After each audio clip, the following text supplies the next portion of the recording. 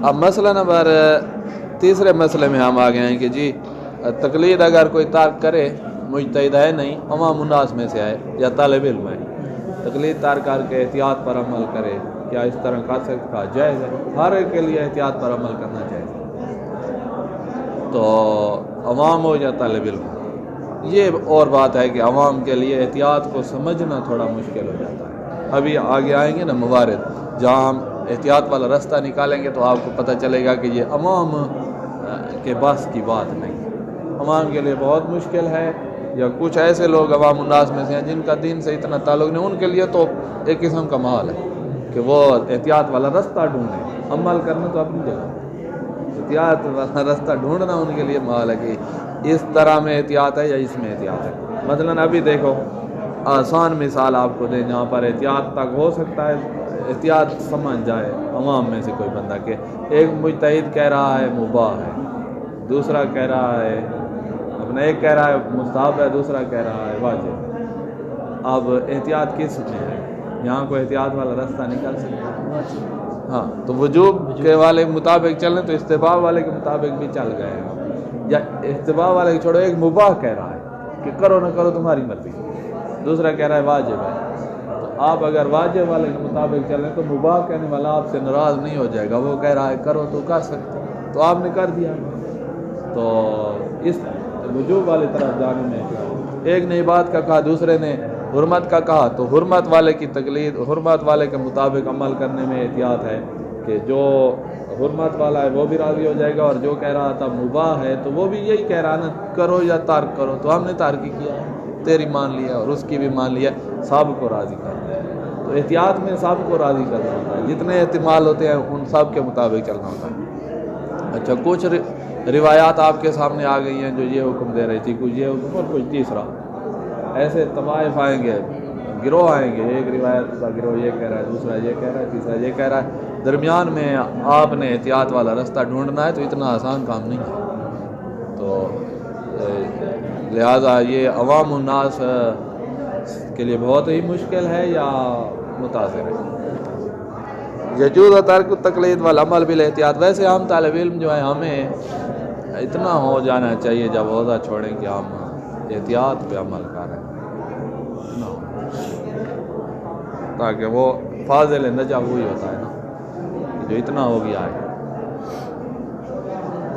یجوز ترک التقلید والعمل بالاحتیاط، یہ فقہ کے ساتھ رابطہ رہے گا تو آپ کو پتہ چلے گا، اقوال کا آپ کو پتہ چلے گا کہ احتیاط والا رستہ کیسے نکالنا ہے۔ جو کہے کہ جی میں فقہ کے ساتھ اتنا تعلق نہیں رکھتا، بس جب کوئی مسئلہ پوچھنے آئے گا نا میں دیکھ کر بھی بتا دوں گا، تو پوچھتے جب آئے گا تو انشاءاللہ دیکھ کر بھی نہیں بتا سکے گا، ملے گا ہی نہیں کہاں ہے یہ مسئلہ۔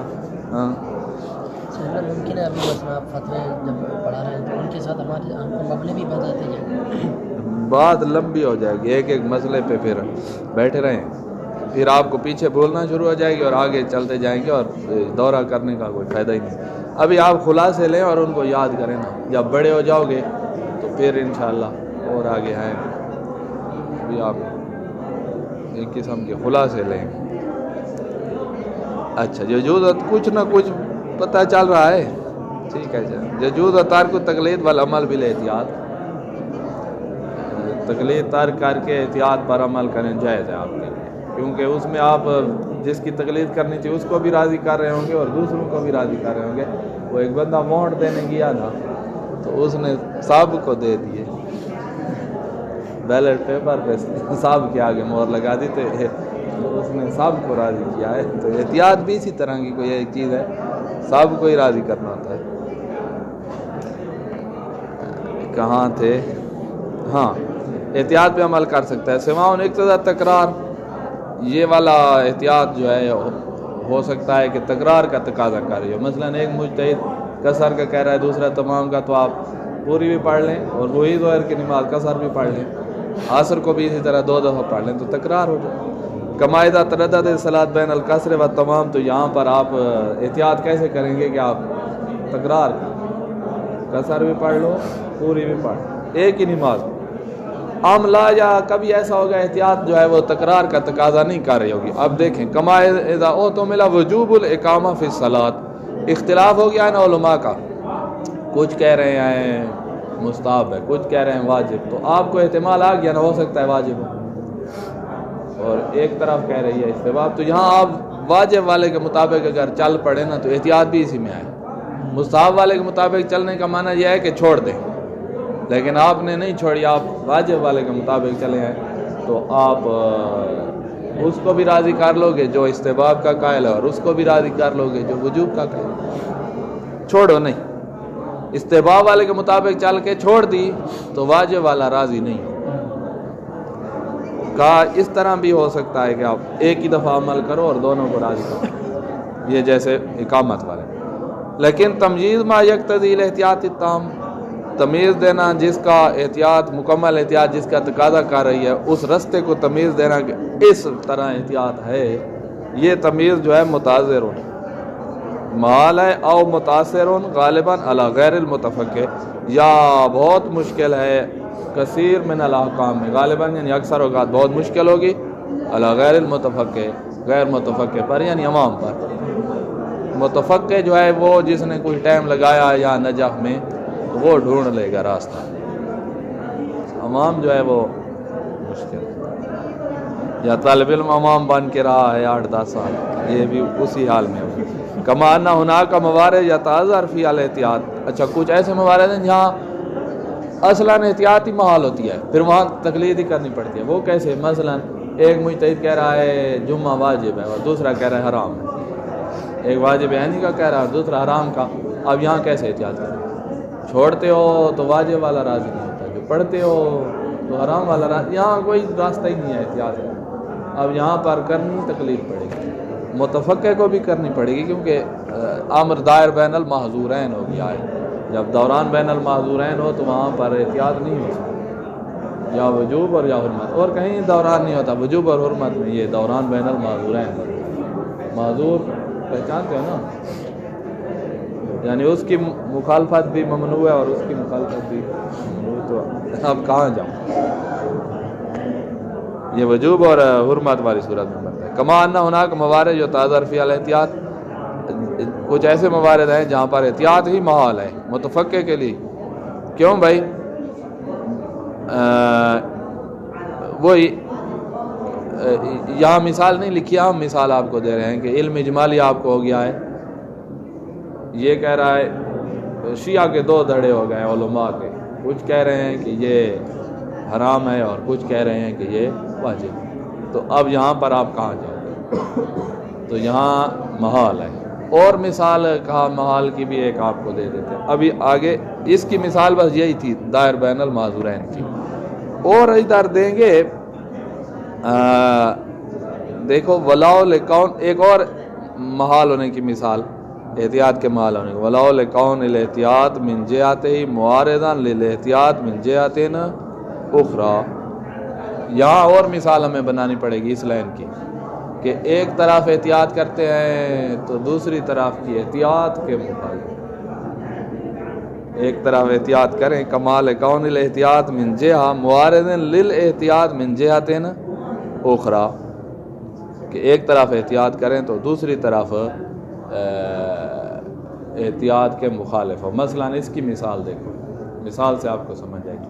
تو پہلی ولاؤ جو ہے نا، لاؤ یہ اگرچہ والا ولاؤ ہے، وصلیہ، یعنی اس سے پہلے ایک صورت بھی بنانی ہے، اور یہ ایک صورت جب بھی وصلیہ آتی ہے نا تو وہاں ایک مقدر ہوتا ہے، تو ہم وہ مقدر کی مثال آپ کو بنا کر دے آئیں کہ امر دائر ہو جائے ہے وجوب اور حرمت۔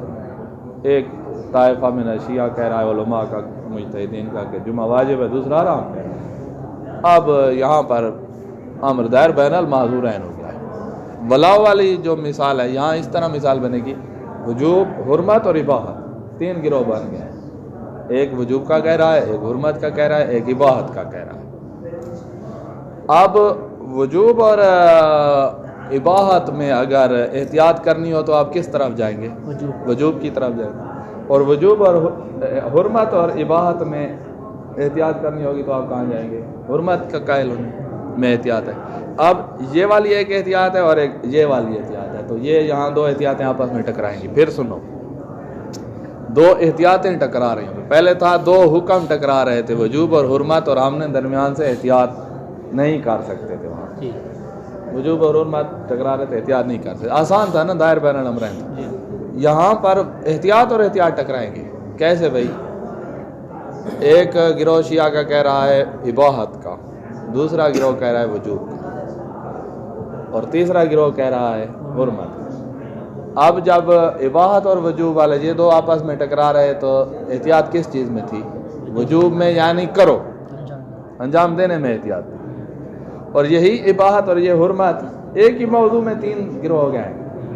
یہی اباحت اور حرمت ٹکرا رہے ہیں تو یہاں پر احتیاط کس چیز میں ہے؟ حرمت میں، یعنی ترک کرنے میں احتیاط ہے. ادھر انجام دینے میں احتیاط تھی، ادھر ایک ہی مسئلے میں یہ تین قول ہو گئے تو احتیاط کے ساتھ ٹکرا رہی ہے.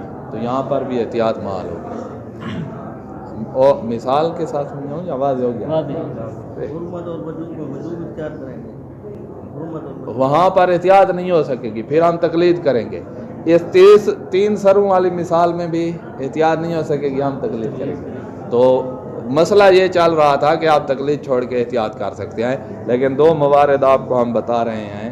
ایک مورد آپ کو بتا رہے ہیں، اس کی مثالیں دو ذکر کر رہے ہیں کہ اس مورد میں احتیاط نہیں ہو سکتی، آپ نے تقلید کرنی ہے کہ جب امر دائر بین المحظورین ہو جائے، وجوب اور حرمت ٹکرا گئے یا تین باتیں ٹکرا رہی ہیں، اباحت، وجوب اور حرمت. تو یہاں وجوب اور اباحت میں احتیاط کہتی ہے کہ کرو کام کو. اباحت اور حرمت میں جو ٹکراوا ہے اس میں احتیاط کہہ رہی ہے کہ ترک کرو اور ترک کرو میں، یعنی دو احتیاطوں میں جھگڑا ہو رہا ہے. تو یہاں پر بھی آپ نے تقلید ہی کرنی ہوگی. تو اگر آپ متفقہ ہیں تو آپ کو بھی کبھی کبھی تقلید کرنی پڑے گی. عوام نے تو کرنی ہی تقلید ہے، متفقہ کو بھی کبھی کبھی کرنی پڑے گی جب دو حکم ٹکرا رہے ہوں الزامی یا دو احتیاطیں ٹکرا رہے ہیں. ہوں ایک بار سمجھا گیا کام. ففی مثل ذالک لا بد لغیر المجتہد من التقلید. اس طرح کے مورد میں غیر مجتہد چاہے متفقہ ہو یا غیر متفقہ ہو اس نے تقلید ہی کرنی. یہ جب ٹکرا گئے. اچھا تقلید کیا چیز ہے؟ تقلید میں تین مبنے ہمارے سامنے ہیں. ایک یہ ہے کہ تقلید استناد کا نام ہے، دوسرا ہے تقلید التزام کا نام ہے، اور تیسرا ہے تقلید عمل کا نام ہے. التزام کیا ہے اور استناد کیا ہے؟ استناد یہ ہے کہ آپ عمل کریں، پہلے استناد کو سمجھیں. آپ عمل کریں اور عمل سے پہلے آپ کو مجتہد کا فتویٰ معلوم ہو، اس فتوے پر اعتماد کر کے آپ عمل کریں. اس کو کہتے ہیں استناد. تو تقلید کا یہی ہوتی ہے. یہ ایک قول ہے ہمارے علماء کا. تقلید یہ ہے، استناد کو تقلید کہتے ہیں. کیا مطلب؟ یعنی آپ کو پہلے فتویٰ معلوم ہو، رائے اپنے مرجع کی معلوم ہو، اس رائے پر اعتماد کر کے آپ عمل کریں، تو اس کو کہتے ہیں استناد. جیسے میں نے دیوار کی ٹیک لگائی ہوئی ہے، آپ فتوے کی ٹیک لگ کے عمل کر رہے ہوتے ہیں، تو یہ ہے تقلید کا استناد. تقلید ہے. یہ ایک نظریہ ہو گیا، شاید یہ شیخ نعینی کا تھا یا مجھے یاد نہیں، بہرحال جس کا بھی تھا اب یقین نہیں آ رہا، بھول گیا. یہ ایک استناد والا نظریہ. دوسرا ہے التزام والا. التزام یہ ہے کہ آپ ابھی عمل شمل نہیں کر رہے، آپ اپنے دل میں یہ تعیین کر دیں کہ میں کس کی تقلید کرتا ہوں. جیسے ہمارے ہاں عوام الناس کو ہم پہلے کہتے ہیں ابھی عمل شمل کی کوئی بات ہی نہیں، ہم کہہ رہے ہیں تقلید کرو، تو وہ کہتے ہیں جی ہم نے سید خوئی کی تقلید کر دی. عمل کوئی بھی نہیں کر رہا، بیٹھا ہے ایسے کر. تو یہ التزام کا یہ تقلید ہوتی ہے. اور تیسرا جو ہے التزام سمجھا گیا. تیسرا یہ ہے کہ آپ عمل کر لینا اور آپ کا عمل اس کے فتوے کے مطابق ہو گیا ہے، چاہے آپ کو فتوے کا عمل کے بعد بھی علم ہو رہا ہو نا، تو بھی آپ کی تقلید ہو گئی ہے. تطابق اس کو ہم کہتے ہیں کہ آپ نے عمل کر لیا، آپ کو پتہ نہیں ہے مجتہد میرا جس کی تقلید کرنا واجب ہے، یعنی عالم مرجع کیا کہتا ہے مجھے پتہ نہیں ہے، میں نے عمل کر لیا. عمل کے بعد میں نے کسی سے پوچھا کس طرح کیا ہے، کیا فرماتے ہیں سیاستانی؟ کہا جی بالکل ویسے فرماتے ہیں جیسے آپ نے عمل کیا ہے. تو یہ تطابق ہو گیا ہے نا، مطابقت ہو گئی ہے، موافقت ہو گئی. تو آپ عمل اگر آپ نے کر دیا ہے اور مطابقت ہو گئی ہے تو یہ بھی تقلید ہے. तताबुक, इसको तताबुक कहें या अमल कहें, जो भी तताबुक सही है, तताबुक कह रहे हैं। ये इल्ज़ामी है मसलन इल्तिज़ाम, वो जब अमल भी नहीं कर रहा तो कैसे तकलीफ? तो वो कह रहा है ना, अपना अंदर एक अकीदा रख रहा है कि मैं सैयद खोई की तकलीद करता हूँ या सैयद सिस्तानी की, बाद में अमल कर लेगा। अभी 6 बजे उसने जो है ना कहा है कि मैं तकलीद करूँ, 8 बजे अमल कर लेगा। अभी तकलीद हो गई है या 8 बजे शुरू होगी, कहा 6 बजे से हो गई है, ये इल्तिज़ाम वाला। तो सैयद कहते हैं हमारे नज़दीक जो तकलीद है ना, वो इस्तिनाद या इल्तिज़ाम होना ज़रूरी नहीं, तताबुक से तकलीद हो जाती। अब जो मेरे फतावा के मुताबिक जिनका अमल निकल आया है ना, तो उन्होंने मेरी तकलीद की हुई है, अच्छा आपका मैं इसको कबूल करूँ, उन्होंने मेरी तकलीद की हुई है। अब एक मसला नंबर 14 आएगा, वहाँ पर का हम तकलीद का ये माना नहीं करेंगे, वो ख़ास मसला है, उसमें हम तकलीद का माना इस्तिनाद करेंगे। वो आगे मसला आ जाएगा तो फिर आपको ये वाला भी याद दिलाऊंगा। यहाँ 14वें मसले को ले आना कि कहीं वो आपके लिए वो ना बन जाए। यकफ़ी फ़ी तकलीद तताबुक अमल अल मुकल्लफ मा फतवा अल मुज्तहिद, तकलीद में इतना ही काफ़ी है कि आपका अमल मुज्तहिद के फतवे के मुताबिक हो गया, लेकिन हर मुज्तहिद के नहीं।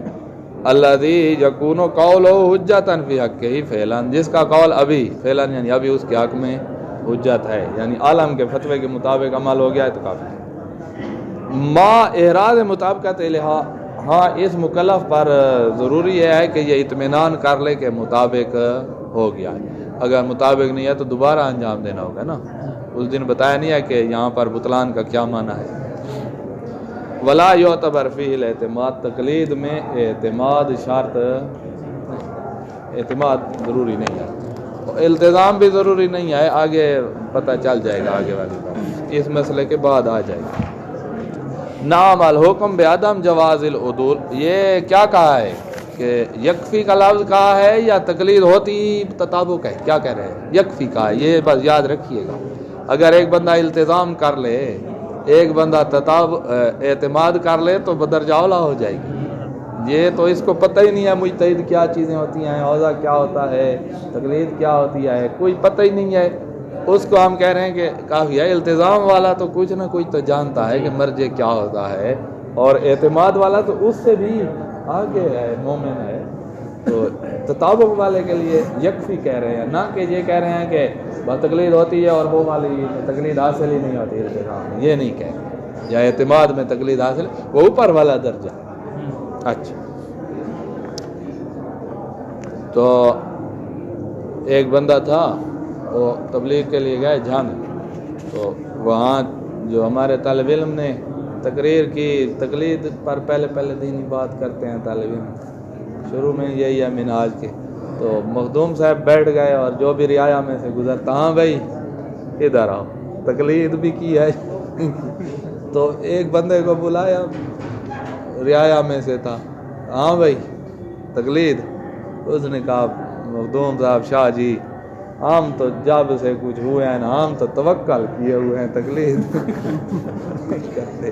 तो ये तवक्कल किए हुए था और इसके अमाल मुताबिक हो गए आलम के फतवे के, तो सैयद कह रहे हैं काफ़ी है, बस हो गई।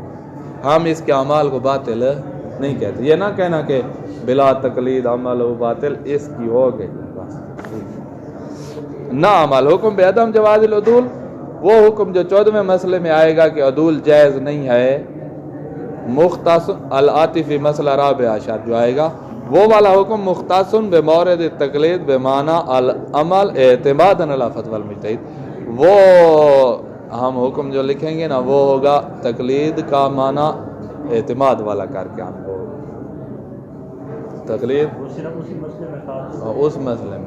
अभी हम कह रहे हैं भाई, हम कह रहे हैं 3 सीढ़ियाँ हैं, एक है तताबुक, एक है इल्तिज़ाम, और एक उससे ऊपर है एतमाद, जिसमें फतवा पहले और अमल बाद का। जो पहली सीढ़ी पे चढ़ा है हम उसको तकलीद समझ।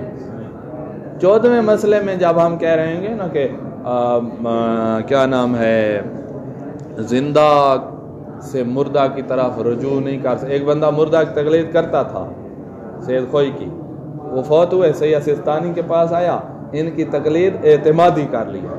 اب کیا خوئی کی طرف رجوع کر سکتا ہے؟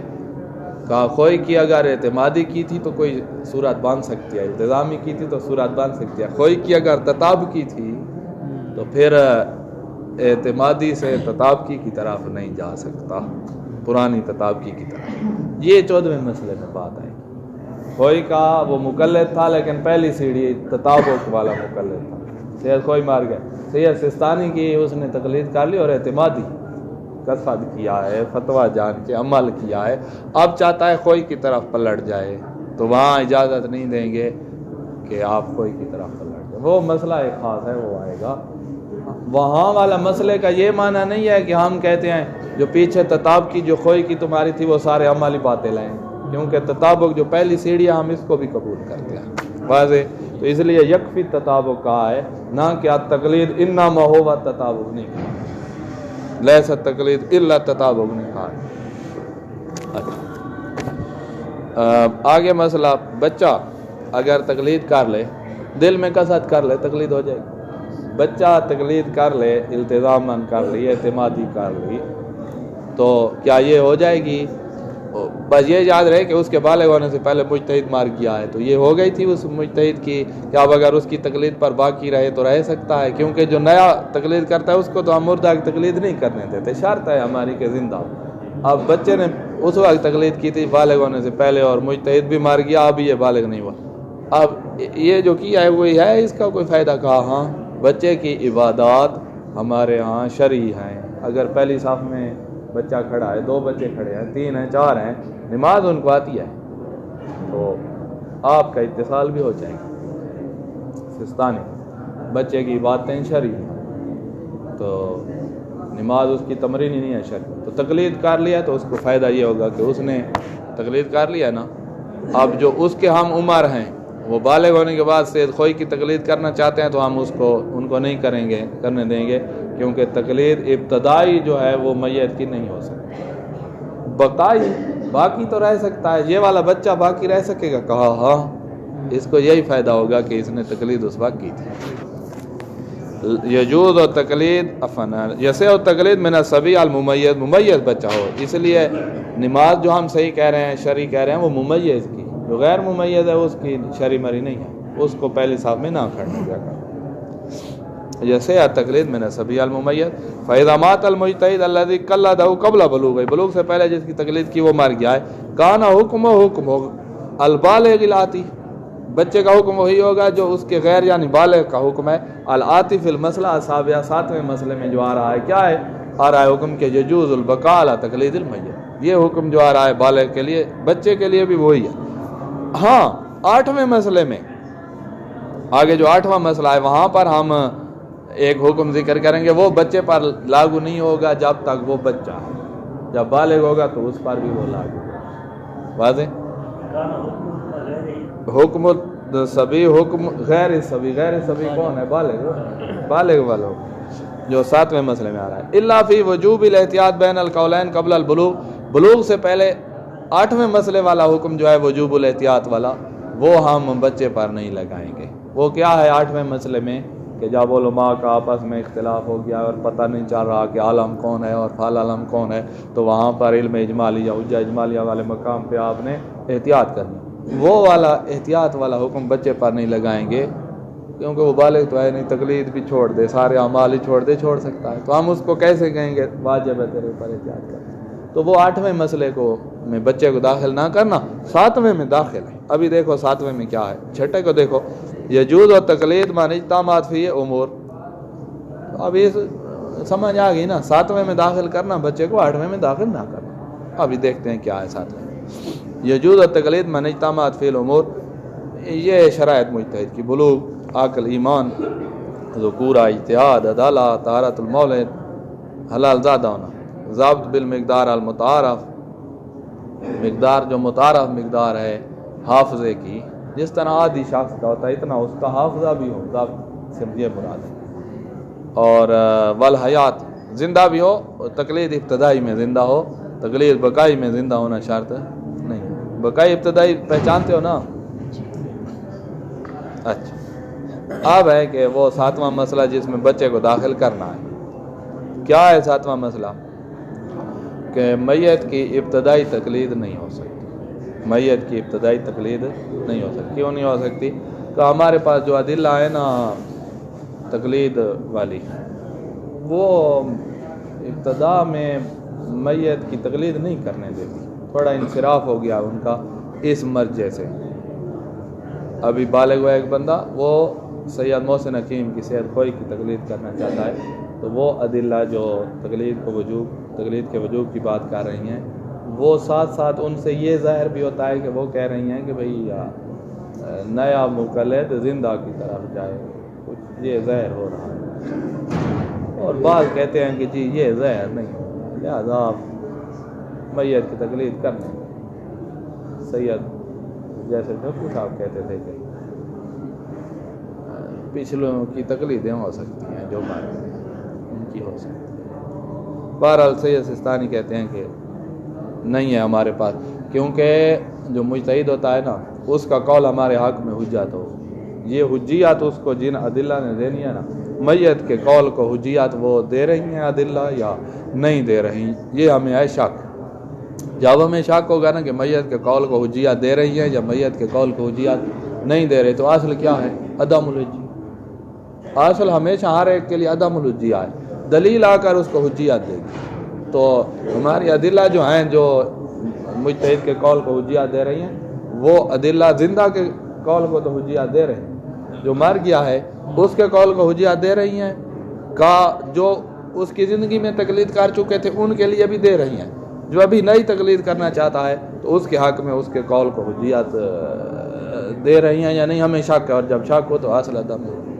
اس طرح جو ہے کہ ہم تو آگے نہیں بڑھ سکتے جب ہمارے پاس حجیات پر دلیل نہیں ہے. کیسے ہم کہیں کہ اس کا قول نئے مقلد کے لیے بھی حجت نہیں؟ یہ وجہ ہے. لا یجوز تقلید المیت ابتدان، میت کی ابتدائی تقلید نہیں ہو سکتی. وَإِنْ كَانَ عَالَمْ مِنَ الْحَيِّ، پتہ ہے کہ ہائی سے عالم تھا. مثلا سید خوئی استاد تھے سید سستانی کے، فرض کرو. اور سستانی ابھی بھی کہہ رہا ہے کہ میں جہاں پہنچ چکا ہوں نا، فرض کرو یہ کہے کہ میں ابھی جہاں پہنچ چکا ہوں نا، خوئی ابھی بھی مجھ سے آگے ہے علمی حساب سے. جس دن خوئی فوت ہوا ہے 1990 میں، اور آپ 2020 آنے والے، تو 30 سال بعد میں نے جو علمی ترقی کی ہے نا، ابھی بھی 1990 والے خوئی تک میں نہیں پہنچا ہوں. خود اگر کہہ دیں تب بھی نیا بچہ جو بالغ ہوا ہے وہ خوئی کی تقلید نہیں کر سکتا.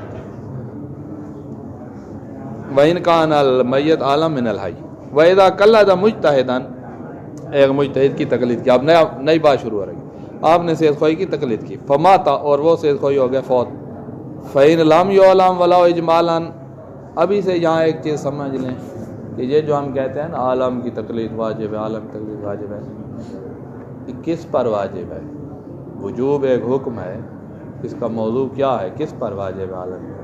کہا اس پر واجب ہے جس کو فقہا کے درمیان اختلاف کا علم ہو، ولا علم اجمالی ہو، ساری تفصیل کا پتہ نہ ہو کہ اس مسئلے میں اس مسئلے میں اختلاف ہے، تفصیل کا پتہ نہیں، لیکن اجمالاً پتہ ہے کہ سید خوئی اور سید سستانی کا اختلاف ہے، سید سستانی اور حکیم کا اختلاف ہے، سید حکیم اور فیاض اور سستانی کا سابقہ آپس میں کچھ نہ کچھ اختلاف ہے. جب اتنا پتہ چل جائے نا، اب واجب ہے کہ آپ عالم کی تقلید کریں. اگر کوئی عوام الناس میں کوئی ایسے رہ رہا ہے انڈیا میں، بنگلہ دیش، پاکستان میں، جس کو یہ کہے نا کہ علماء کا آپس میں اختلاف ہے، تو وہ کہے گا اچھا ہمارے علماء کا اختلاف ہے. یعنی اس کو اتنا پتہ نہیں ہے کہ اختلاف علم اجمالی ہی نہیں ہے.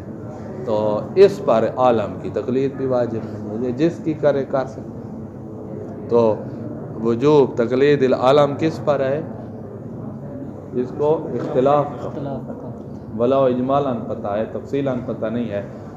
تفصیلاً جیسے وہ اردو والی توضیح المسائل پہ سٹار لگے ہوئے تھے نا کہ یہ کوئی کہتا ہے اس طرح اور اس طرح سستانی کہتا ہے اس طرح، یا وہ 5 مراجع والی منہاج دیکھیں نا تو اس کے نیچے سارے اختلاف، وہ تفصیلی اختلاف. جس کو اجمالی اختلاف کا پتہ ہے وہ بھی عالم کی تقلید کرے. اب اس پر واجب ہے ڈھونڈے عالم کون ہے. وَإِنْ كَانَ، اچھا وَإِذَا قَلَّدَ مُجْتَهِدًا فَمَاتَ فَإِنْ لَمْ يُعْلَمْ وَلَوْ إِجْمَالًا بِمُخَالَفَةِ فَتْوَىٰ لِفَتْوَى الْحَيِّ، کہ اس کا فتویٰ زندہ کے فتویٰ کے ساتھ مخالف ہے، اللہ تی ہے یا پھر مرض ابتلائی، اچھا کال پڑھیں گے، آپ کیا کریں؟